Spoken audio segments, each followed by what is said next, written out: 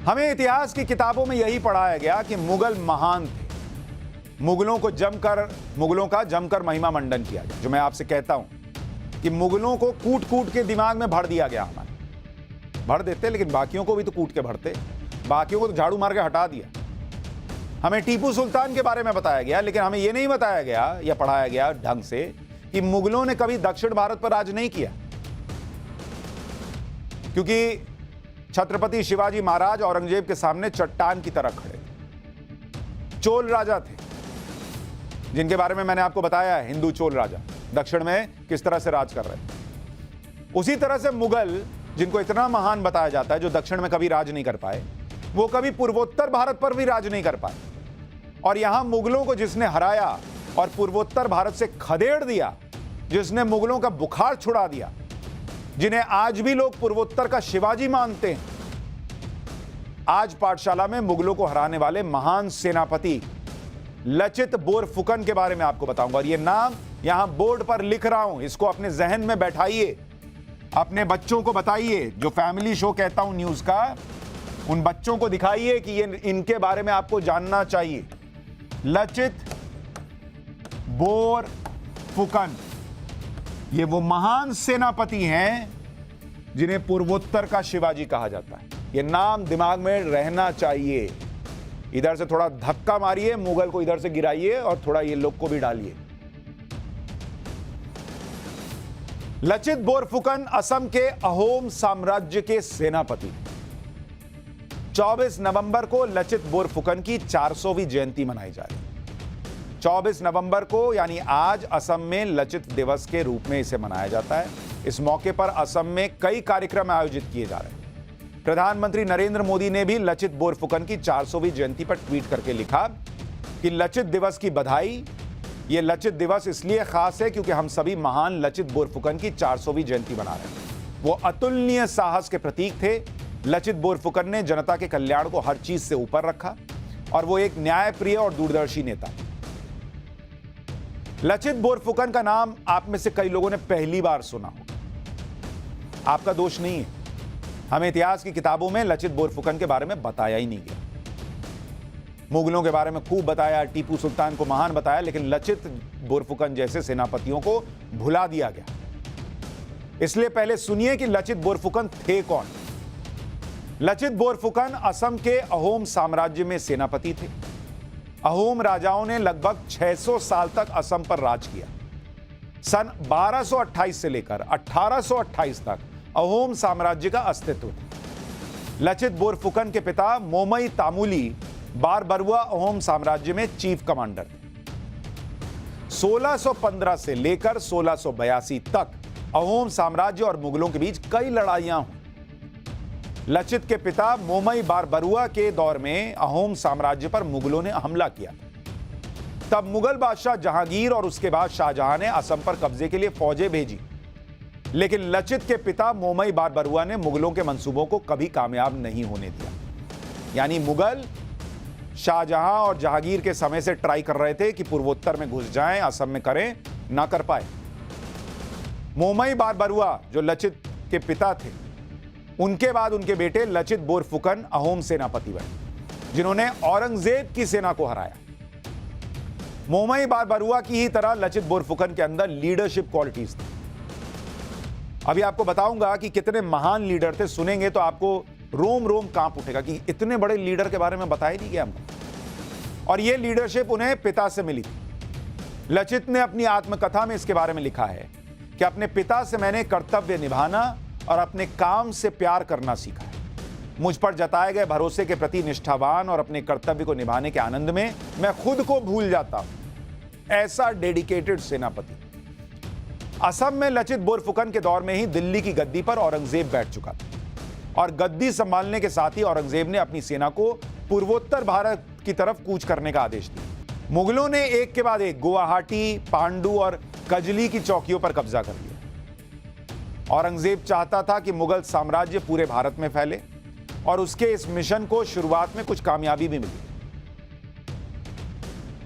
औरंगजेब की सेना गुवाहाटी तक आ चुकी थी और ऐसे हालात में अहोम राजा चक्रध्वज सिंह ने अपनी सभा में सभी मंत्रियों और सेना अधिकारियों की बैठक की। राजा ने कहा कि दुश्मन सेनाएं हमारे पड़ोस तक आ गई हैं। दुश्मनों के लीडर सईद फिरोज और सईद सना को कैसे पकड़ा जाए?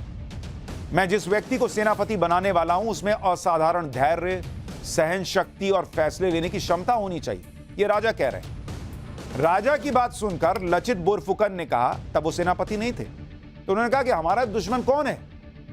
एक साधारण आदमी तो है।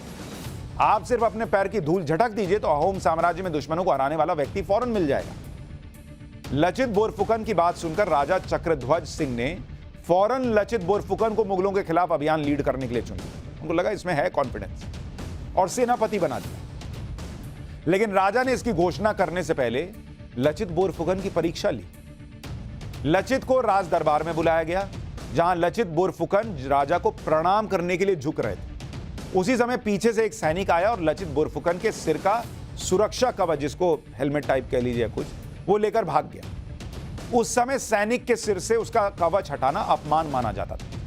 इस घटना से लचित बोरफुकन को गुस्सा आ गया और वो उस व्यक्ति का गला काटने के लिए तलवार लेकर दौड़ पड़ा। उसी टाइम राजा के सामने वो व्यक्ति बचने के लिए राजा के पीछे जाकर छिप गया। तब जाकर राजा ने लचित को रोका। इस घटना से राजा को यकीन हो गया कि लचित बोरफुकन तुरंत फैसला लेने में देर नहीं करते, फिर सामने राजा ही क्यों ना बैठा हो। तो लीडरशिप क्वालिटी है, डिसाइसिव आदमी है, यह राजा को दिख गया और इसलिए बना दिया सेनापति। लचित बोरफुकन के सेनापति बनने के बाद अहोम सेना ने मुगलों से अपने इलाके वापस लेने शुरू कर दिए। 1667 में अहोम सेना ने गुवाहाटी के पास कई चौकियों पर फिर से कब्जा कर लिया। लचित की अगुवाई में अहोम सेना ने मुगलों को पीछे धकेलना शुरू कर दिया। औरंगजेब को यह खबर मिली तो उसने मजबूत सेना असम भेजी। इस बार मुगल सेना का नेतृत्व आमेर के राजा राम सिंह प्रथम कर रहे थे। मुगल सेना में 21 राजपूत सेनापति, 30,000 पैदल सैनिक, 18,000 घुड़सवार, 15,000 तीरंदाज, 500 तोप थी। फरवरी 1669 में राजा राम सिंह प्रथम गुवाहाटी के पास रंगामती चौकी तक पहुंच गए। लचित बोरफुकन जानते थे कि मुगलों को हराने के लिए उनकी चाल पहले से जाननी होगी, इसलिए लचित बोरफुकन ने दिल्ली से असम तक अपने जासूस लगा दिए। जासूस मुगलों की हर चाल की जानकारी लचित बोरफुकन को देते थे। अहोम जासूस दिल्ली से ही राजा राम सिंह के साथ साए की तरह लग गए। जब राम सिंह ढाका पहुंचे तो इसकी जानकारी लचित बोरफुकन को पहले से मिल चुकी थी, तो जासूस पहले ही काम कर दिए। इस जानकारी के आधार पर लचित बोरफुकन ने अपनी तैयारियां शुरू कर दी थी। मुगलों से निपटने के लिए लचित बोरफुकन ने गुवाहाटी की सुरक्षा और कड़ी कर दी। लचित ने लिखित आदेश जारी करके कहा था कि अगर सेना में किसी से भी गलती हुई तो उसे मौत की सजा दे दूंगा। मतलब देश के लिए, अपने प्रदेश के लिए इतना प्रेम था कि कोई गलती की गुंजाइश नहीं थी, और उन्होंने इसे साबित किया।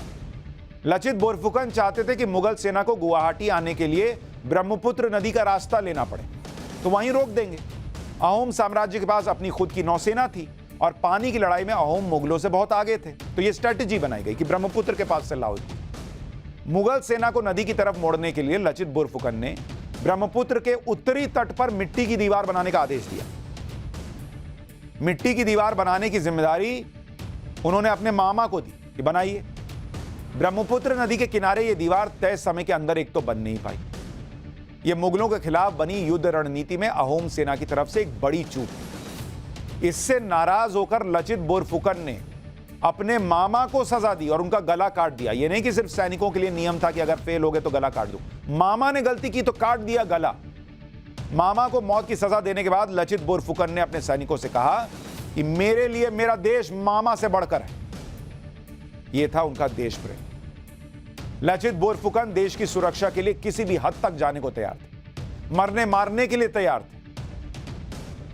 अहोम और मुगलों के बीच घेराबंदी हो चुकी थी। मुगल सेनापति राजा राम सिंह गुवाहाटी में ब्रह्मपुत्र नदी के दक्षिणी किनारे तक पहुंच चुका था, लेकिन इसी बीच अहोम राजा चक्रध्वज सिंह की 1670 में मृत्यु हो गई। इसके बाद उनके भाई उदयादित्य सिंह अहोम राजा बने।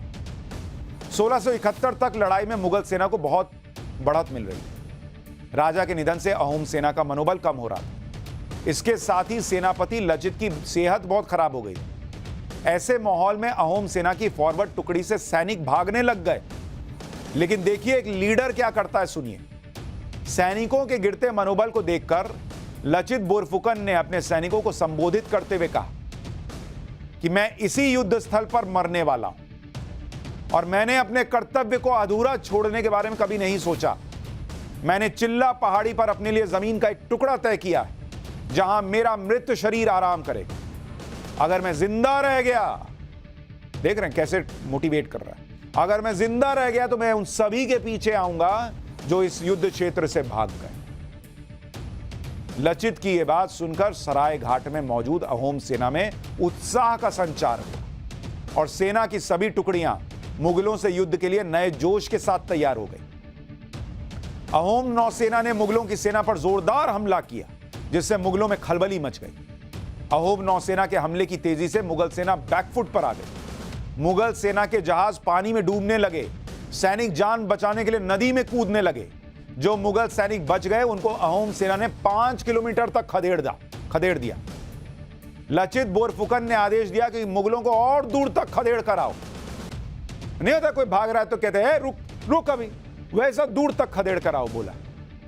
लेकिन फिर ज्योतिषियों की सलाह पर लचित बोरफुकन ने मुगलों का पीछा छोड़ दिया। जब भागो यहां से। इस युद्ध में औरंगजेब की सेना को भारी नुकसान हुआ और बुरी हार हुई।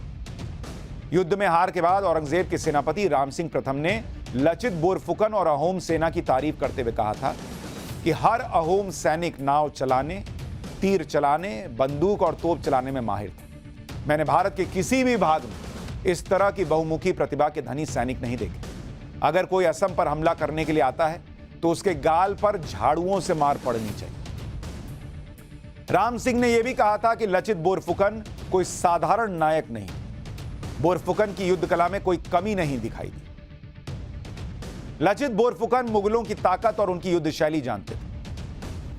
लचित बोरफुकन को पता था कि मुगल सिर्फ खुले मैदान में लड़ना चाहते हैं और मुगलों की इसी कमजोरी का फायदा बोरफुकन ने उठाया। लचित बोरफुकन युद्ध के लिए मुगलों को पहाड़ और नदी की तरफ धकेल रहे थे। तुमको खुले में लड़ना पसंद है, अभी आओ तुमको घेरते हैं। मुगलों को पहाड़ और पानी में लड़ने का विशेष अनुभव नहीं था। लचित बोरफुकन ने मुगलों के खिलाफ छत्रपति शिवाजी की युद्ध शैली का प्रयोग किया। इसे आज के दौर में गुरिल्ला युद्ध शैली कहा जाता है। दुश्मन पर थोड़े थोड़े अंतराल पर योजना बनाकर हमला किया जाता है। दुश्मन को रणनीति बनाने और विरोधी की लोकेशन पता लगाने का मौका नहीं मिलता। लचित तलवार चलाने में भी माहिर थे। उनके पास हेंग दांग नाम की खतरनाक तलवार थी। यह थी अहोम सेनापति लचित बोरफुकन की बहादुरी। उन्होंने खुद बीमार होने के बाद भी अहोम सेना का मनोबल इतना बढ़ा दिया कि अहोम सेना औरंगजेब की सेना का सफाया कर चुकी थी। लेकिन इतिहास की किताबों में आपको यह नाम जो बोल्ड लेटर में लिखा होना चाहिए था, लचित बोरफुकन, यह इतिहास की किताबों में उस तरह से नहीं मिलता, बहुत ज्यादा लिखा हुआ नहीं मिलता। कभी सोचिएगा कि क्या लचित बोरफुकन के बारे में देश को नहीं जानना चाहिए था? पूछिए, आज डिस्कस कीजिए अपने आप में, आप में से कितनों को लचित बोरफुकन के बारे में पता है?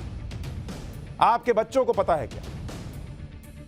नेशनल डिफेंस एकेडमी, एनडीए जिसे कहते हैं, आपको पता है उसके बेस्ट कैडेट को कौन सा अवार्ड मिलता है? बेस्ट कैडेट को मिलता है लचित बोरफुकन स्वर्ण पदक। सोचिएगा इतिहास हमें कैसे पढ़ाया गया है। इस इतिहास को जो गलत तरीके से पढ़ाया गया, जानबूझ के नहीं बताया गया, इसका इलाज तो मैं कर दूंगा। पाठशाला में जुड़ते रहिएगा, मैं पूरा इलाज करूंगा।